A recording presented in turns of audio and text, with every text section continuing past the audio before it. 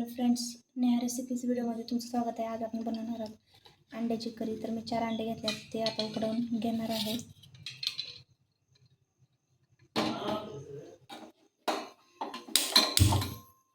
मस्त अंडे उकडायला टाकलेले आहेत। तर आपण आता सामान घेऊ।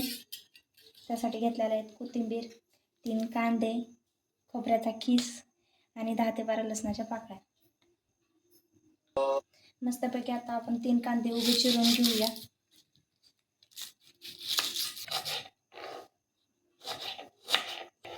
तर मी 3 कांदे उभे चिरून घेतलेले आहेत। आता आपण हे कांदे मस्त भाजून घेऊ। आपण मस्त आता कढई गरम झाली, कांदे भाजून घेऊया। आता आपला कांदा सोनेरी रंगावर आलेला आहे। आपण लसूणच्या पाकळ्या टाकू आणि त्यानंतर खिसलेलं खोबरं टाकू आणि हे सुद्धा भाजून घेऊ चांगलं। आता आपण यात अर्धा पोळी तेल टाकू।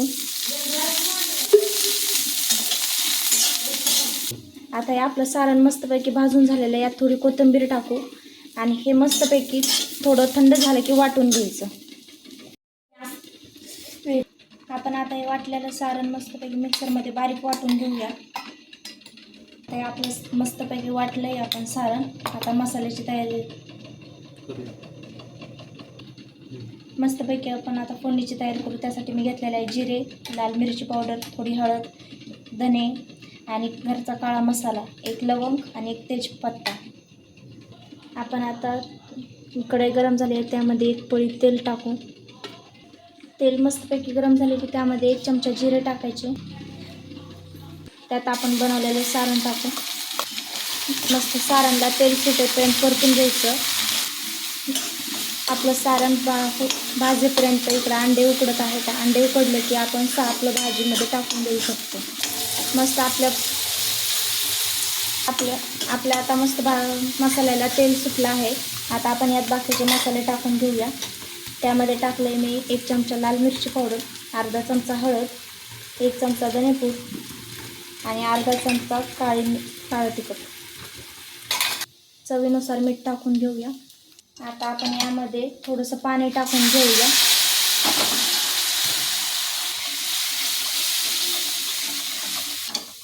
आता तुम्हाला जेवढं पाहिजे तेवढं तुम्ही रस्सा बनवू शकता। त्यासाठी आपण थोडंसं पाणी टाकून घेऊया।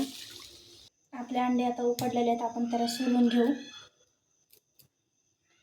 मी आता मस्त अंडे सोलून घेतलेत व आता आपण अंड्याला मधून काप देऊ थोडे, जेणेकरून मसाला आतमध्ये जाईल उकडताना। मस्त अशा आपल्या भाजीला उकळी आलेली आहे। आता आपण यामध्ये अंडे सोडून घेऊया उकडलेले। मस्त खमंग सुटलाय वास। ही पहा, आपली भाजी 2 माणसांना खाण्याइतकी तयार झालेली आहे। आता ही 5 मिनिटं आपण मस्त उकळून घेऊया। मस्त आपली भाजी आता 5 मिनिटं वाफरलेली आहे। आता आपण याच्यामध्ये कोथिंबीर टाकून घेऊया। आपली मस्तपैकी अंडा करी तयार आहे। हॉटेलपेक्षा ही भन्नाट भाजी बनली आहे। कमी साहित्य वापरून आपण ही बनवली आहे। तुम्हाला जर माझी व्हिडिओ आवडत असेल तर माझ्या चॅनलला नक्की लाईक, सबस्क्राईब करायला विसरू नका। धन्यवाद।